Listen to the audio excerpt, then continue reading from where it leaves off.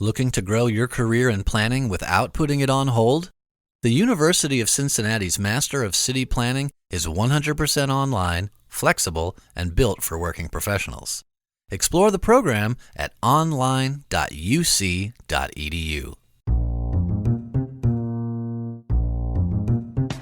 Everything has already been said, but it hasn't been said by you. You have a unique perspective and a unique planning voice. And for a long time, I never felt like I was a person who could advance the profession in any way. I was like, oh, I'm young and I don't have a lot of experience, but I have a perspective and it's a unique one to me. So when you have something to say, you have a unique voice. Use it. Being a smaller chapter, we're not able to do all of the educational offerings to prepare for the AICP exam. We're like, well, let's start a podcast. There's the recommended reading list that has something like 24 books on it, and no one ever has time to study all the material and then also read all of those books. So we were like, we'll go through all of the books, we'll interview any of the authors that are available, and we'll give you kind of the keynotes of what you need out of this. When Stephanie Rouse and Jennifer Hiatt volunteered to read 24 books to help put together a podcast aimed at planners studying for the AICP exam, they didn't plan to become the hosts and producers of a successful podcast about urban planning. But fast forward 4 seasons, and their show Booked on Planning is doing exactly what they hoped, helping planners engage with big ideas through short, insightful conversations with authors shaping the field. From groundbreaking books like The High Cost of Free Parking to The Color of Law, they've tackled the classics and spotlighted books that could become the next ones. In this episode of People Behind the Plans, we hear the journey of these 2 planners from Lincoln, Nebraska, how reading shapes their practice, and why every planner's voice matters. As always, I'm your host, Meghan Stromberg, Editor-in-Chief of the American Planning Association. Stephanie, Jennifer, welcome to People Behind the Plans. Thanks for having us. Yeah, thank you. It's so good to finally meet you. I listened to your podcast. It's terrific. We appreciate that. Likewise. Yes. So how did you get started in podcasting? Where did this all come about? So it actually was an idea of the APA Nebraska chapter board. We were looking at submission ideas for the Chapter President's Council grant, and being a smaller chapter, we're not able to do all of the educational offerings or to really support being able to prepare for the AICP exam. And podcasting at the time was somewhat new, and we're like, well, let's start a podcast. There's podcasts out there to help prep, and there's webinars, but there's the recommended reading list that has something like 24 books on it, and no one ever has time to study all the material and then also read all of those books. And some of them are really dense, heavy textbooks. So we were like, we'll spend the first year of this podcast, we'll go through all of the books, we'll interview any of the authors that are available, and we'll give you the kind of the keynotes of what you need out of this. And so that was year 1 of the show. And Jennifer was actually the very first co-host, because back then I was less confident about reading 24 books in a year. Well, Stephanie sent out an email calling for help through the Nebraska APA email list. And we got, 7 people who were willing. And at the time, Stephanie and I did not know each other. It was just a random email that dropped in my inbox, and I thought, well, that sounds fun. And your offer was, can you do 2 books? And then, just by coincidence, I happened to be the first co-host. And so that first season, there was a different co-host for almost every episode. So Jennifer did 2. I think there was maybe a couple others that did 2. But different rotating co-hosts, interviewed all the authors, and then we thought, well, how do we keep this going? This is kind of a fun project and a great educational offering. And Stephanie sent out another email asking for permanent co-host, and I responded and said, this is a great idea. I really like the idea that it keeps going. If no one else reaches out, let me know. So that's how Booked on Planning was born. Excellent. And how about the 2 of you outside of the podcast? How did you come to planning as a profession?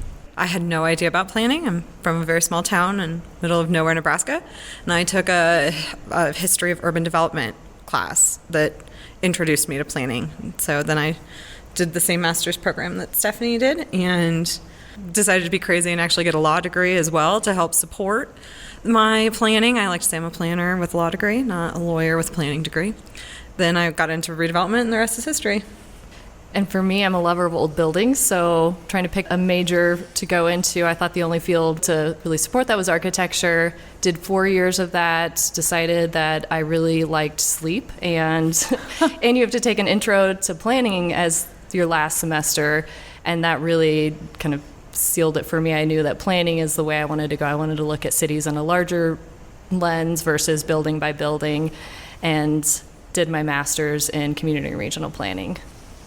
So you started by reading these 24 books that are required reading for the AICP exam. That was your first year. And then the second year, you branched out, right? And again, read something like 24 books. Did you have 24 episodes the second year? Not in year 2. Okay. So we eased into the 24 Okay. books in a year. So we started out, it was going to be one book every month as the first episode. Our second episode was what we called an article episode. So we read a lot of PAS memos and articles and other relevant material out there that went with the first. It was the same topic as the book episode. And then somehow we just kind of started slipping in extra books here and there. It wasn't somehow. It wasn't somehow. Stephanie had, I think you had a preservation book, or was it Street Fight? Oh, it might have been Dwell Time. It was Yeah. Dwell Time. She's like, can we just slip this one in? I'm like, well, I guess we can. And then we became a 2-book-a-month podcast. That's a lot of reading. When do you find time to read all these books? It is a lot. The way I make sure to get through it is I find the day we need to send out our questions, and then I backdate the number of pages and try and read like 10 pages every morning before going to work. And that keeps me on track. But I think we also do a good job of trying to align the books, so we know if there's like a 400-page book, the other book is not going to be that long. It'll be one of like the 150 or 200-page books. Yeah, I've always been a pretty big reader, so part of my morning routine is setting aside about 30 minutes to read, and it used to be fun fiction, and now it's almost all planning books, but I think it's worth it. Yeah. I was going to say, do you have time to read other kinds of books, or is it all planning all the time? I tend to slip at least one book that's for fun in each month. I'm a part of a book club, so I get my one, we call it a trashy novel book club. So So I get one trashy novel. all your reading is required reading. I guess I am, yeah. That's a way to put it. Do you have a favorite book that you read or an author that you talked to? My favorite book is The Fight to Save the Town. I, again, am from a small rural community that is not necessarily thriving, so reading Michelle Wilder's book was very fascinating and a great insight into what we could maybe do to start turning those communities around. My favorite was City on a Hill by Alex Krieger. I loved it so much, I actually made it recommended reading for my online class that I teach, Community in the Future. I think it gives readers a good understanding of where we came from as a field and how planning evolved, and gets in a little bit of where are we going next. Great. Maybe with our show notes, we'll have a list of recommended reading or shows that people should listen to. So that's the last question of every episode, is our author recommended reading list. And so we've been building out this very long list on our website, a library of recommended readings just from the authors. We kind of stole it from Ezra Klein, but Yeah. that's okay. That's okay. I saw that you have an episode on the high cost of free parking by Don Shoup, and that was written, 20 years ago, and Don passed away recently. We know we think about Don Shoup and his book, The High Cost of Free Parking. He's kind of the planning legend, right? Mm-hmm. Tell me a little bit about that episode and spending time with him. You know, you talk about he's kind of a legend in the field, and so we were reaching out to all the authors, trying to get them all on. We were able to get everyone but one, actually, who was still around, and so it was kind of like talking to a legend and a little bit of like blanking on the word. A little bit starstruck. Starstruck, yeah, that'd be a good word for it. But he's really down to earth, really easy to talk to, has just really great insights, and is just like the go-to for parking reform in cities. And it's taken so long, but everything he wrote in that book so long ago is still relevant today and is still very applicable. And if you get a chance, you should listen to the episode because he's actually really funny, too. Well, the book is funny. Yeah. I was talking with the original editor of the book, Jim Hasimovich, because it was an APA Planners Press book, published by APA originally. And he said that it was kind of a hard sell, like 400 pages about parking. Mm-hmm. But it's so readable, it's so funny, and the principles of it just ring true. And as you mentioned, Stephanie, it's coming to pass, right? Zoning reform is coming to pass. You know, eliminating parking minimums, paying for parking. I'm sure that was wonderful for him to see. Lincoln's actually doing a parking study right now, Lincoln, Nebraska, which is where Stephanie and I both work in the urban development department there. So we're working on a downtown study for parking. It's so funny how almost every conversation comes around to one of Donald Shoup's books. We're like, oh, we'll do this, or oh yeah. And yet we still have to hear the general population complain about parking. Like, somebody needs to just buy 100,000 copies and then hand them out to every person in our city. Or just send them the podcast. Exactly. Episode. In the course of your reading, have you come across anything that you think might be a new classic?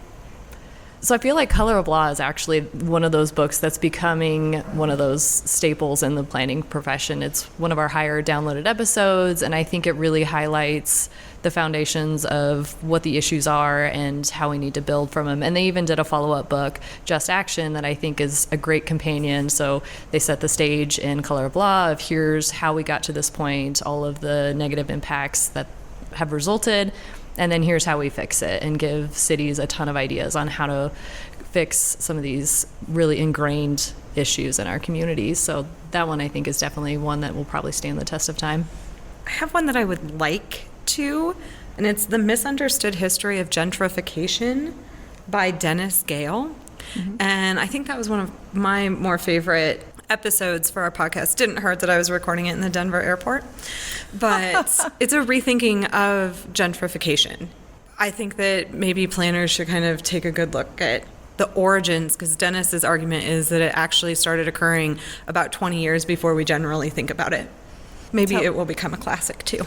Tell me more about that. So Dennis looks at embryonic gentrification is the term that he coins. Yes, and he looked at Georgetown and Beacon Hill. It was the turnaround of those neighborhoods that actually he coins embryonic gentrification and argues was the first form of gentrification. And it wasn't what you think of where people come in, knock down buildings and big high-rises. It was actually the historic restoration of those neighborhoods that ended up kicking people who were living there out of homes as people came in, restored the historic homes, made the neighborhoods what they are.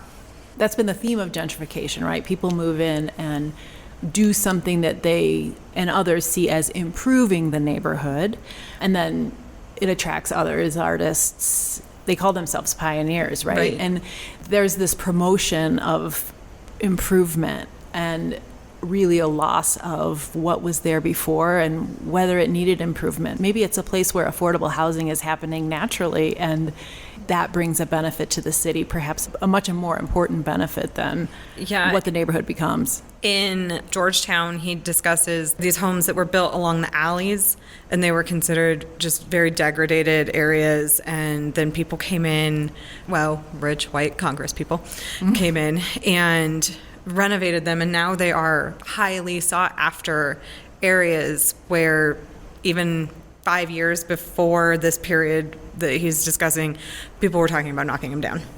Are you ready to take the next step in your planning career, but need a program that fits your schedule? The University of Cincinnati's Master of City Planning is fully online and self-paced through the College of Design, Architecture, Art, and Planning. You'll learn from industry experts and get support every step of the way, from enrollment through graduation. Full-time or part-time, it's designed to work around your life.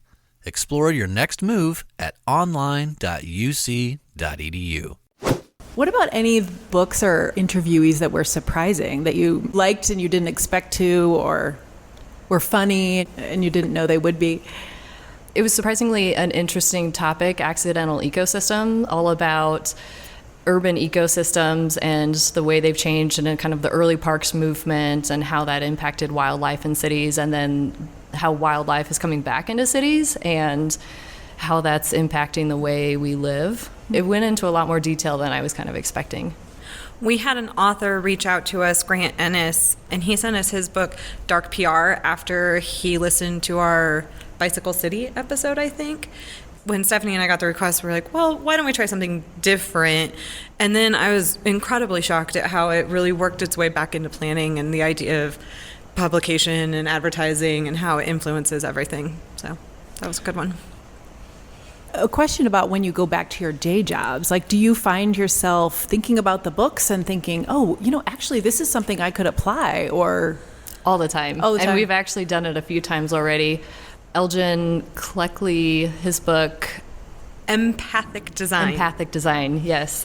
Has a ton of really amazing ideas for public engagement, and we were doing one of our neighborhoods, University Place, a small area plan, and doing a bunch of engagement, and I told the team, I was like, we really should do this really cool tile idea, so when we have our little makers markets and go into the schools, we can bring little white tiles and have them drawn on what they want to see in their neighborhood or what they love in their neighborhood. And it's a very arts-focused community, and so the local artist group, they were going to put together a big kind of mural of all the tiles at the end of it and display it in the neighborhood. Oh, how cool. Has that happened? We just finished the sub-area plan, so we're actually getting started on the redevelopment plan that will provide the financing to help put that together. So we have 2 boxes of these tiles that are very preciously protected in one of our planners' offices right now. Did you reconnect with the author and tell them that this was happening? We haven't. That's actually a good idea. Yeah, we really should. So you're planners and an attorney, but a planner first. Mm-hmm. But now you're also podcasters. What have you learned about becoming a podcaster? Was it easy? No. Learned a ton about podcasting because I have never done editing or worked with recording material or anything like that. So, yeah, I was learning how to edit audio and what we should be telling our guests as far as using headphones or going into a quieter space to make it a little easier to do so, and then just being able to promote the podcast and get it out there and make sure people are aware of it. It's been a very long journey. Yeah, and you think of it like, oh, we read a book and then we talk to an author, but the amount of coordination that has to go on in the background.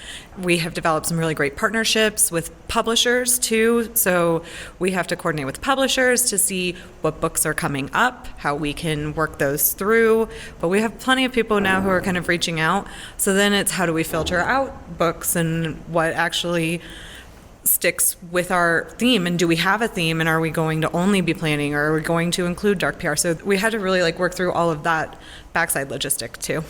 Absolutely understand that. You have to sort of develop this content strategy about who you are, what you want to do, who you want to reach, and actually that's something I'm curious about. I know it's hard to get analytics on podcasts because your podcast appears in all different platforms. The analytics are kind of hard to generate and find, but do you have a sense of who it's going out to? Is it obviously probably people in the Nebraska chapter are pretty familiar with it. I've listened to it. It's terrific. Who else is listening to it, or who do you want to reach? Yeah, I think our initial audience was APA members or planners, adjacent fields, AIA members or ASLA, or just anyone interested in cities and city design. And it is incredibly hard to figure out who actually is listening. All you see is where they were listening or how many downloads you got. But it's been amazing, and it is a podcast at the Nebraska chapter, but our listeners are only maybe 1% from Nebraska. It's a podcast that reaches all across the nation and to other countries too. There's a surprising number of listeners from Canada, and I think we had in almost every continent at least a few downloads, so it's been really fun seeing the reach that we've been able to accomplish. The little population from Germany that listens to us always warms my heart when we see that download. A little population? Yeah, well, it's 2%. It's very small. It's very small. Yeah, so it's who are you guys? And how'd you find us? Yeah, exactly. So podcasts are all the rage right now. Yours has been around for some time. 2018, is that when you started? We're in our 4th season. Okay. So it would have been 2021, yeah, I think. 2022, I was where was I employed at the time? 2022. So what if a planner came to you and wanted to start their own podcast? What advice would you give them?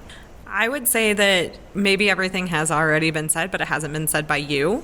You have a unique perspective and a unique planning voice. And for a long time, I never felt like I was a person who could advance the profession in any way. I didn't, I was oh, I'm young and I don't have a lot of experience, but I have a perspective and it's a unique one to me. So when you have something to say, you have a unique voice, use it. I would say you don't have to go big out of the gate. Ours has definitely evolved over the 4 years, and I think we've kind of hit our flow and what works really well for this podcast. But we started small. I mean, we've acquired different equipment through the years, headphones and microphones, but we still do the free editing software, and we use our Zoom accounts that we have, and so we try and keep it pretty cost effective. I will say it is a big time commitment. I think we put maybe 10 hours into every episode. So, I mean, reading a book takes quite a bit of time, so that's maybe half of it. But editing it, preparing it, getting the guests on the show, and making sure to push it out and social medias and sending newsletters and everything like that. So it is a time commitment, but it's definitely worth it, I think. Yeah, and don't be too proud to use your resources. So we have reached out to the American Planning Association. You all have an excellent team who have given us a lot of advice on software, on what microphones to use. Reach out to us, we'll help you, but don't be too proud to ask questions. We sounded kind of stupid when we first started, but now we've got a pretty smooth podcast, so don't worry about that. I do have to say, so Jonathan Miller has the unofficial AICP podcast, and he's who I reached out to first to say, how do you do it? What can I learn from you? And he tipped me onto some of the software and the way to translate audio files, and helped set kind of the stage of getting started. So yeah, he was instrumental in just figuring out what goes into a podcast. A lot goes into a podcast. There's a lot of behind the scenes work and some unglamorous stuff. But to me, really getting to talk to people who are passionate about whatever it is they do is the best part. I agree. Meeting these people and engaging with them. And like you said, Jennifer, everyone has their own unique perspective. Planners sometimes are behind the scenes. A lot of their work can be sort of quietly done and then approved by a city council or something like that. But planners have a lot to say, and I appreciate you encouraging people to speak out about their own perspective. So what podcasts do you listen to?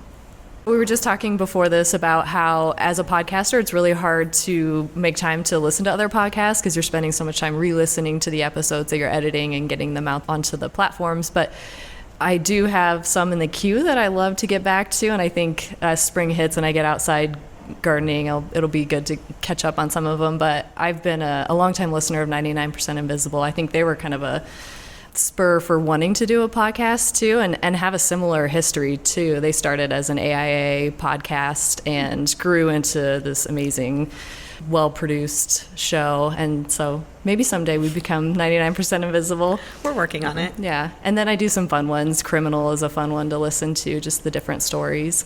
And of course, APA's podcast. Well, thank you. APA is always one of the first ones in my queue, too. And then I was thinking about what podcast do I listen to, and I realized I listen to a lot of book-based podcasts. Maybe I need to get better hobbies.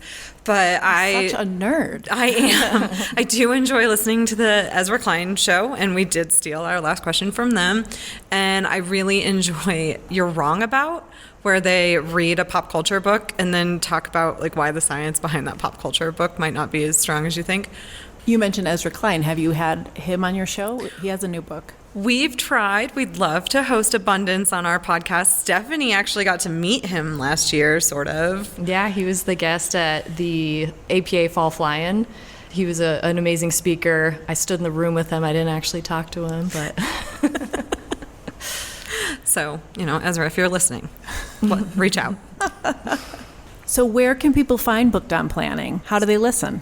So our website is bookedonplanning.com, and it links to all the major podcast platforms. So we're on iTunes, Spotify, Stitcher, YouTube, and then I think a couple others too. We are active on social media on Facebook, Instagram, and LinkedIn, all at Booked on Planning. Great. Well, Jennifer, Stephanie, it was such a pleasure having you on People Behind the Plans. Thanks for having us. Yes, thank you so much. Thanks for listening to another episode of People Behind the Plans, an APA podcast. If you want to hear more great conversations with experts from across the planning landscape, subscribe to APA Podcasts so you'll never miss an episode. And if you like what you're hearing, rate us on iTunes. You can find People Behind the Plans on Spotify, Apple Podcasts, Overcast, or wherever you get your podcasts. You can also find our entire library of episodes at planning.org/podcast.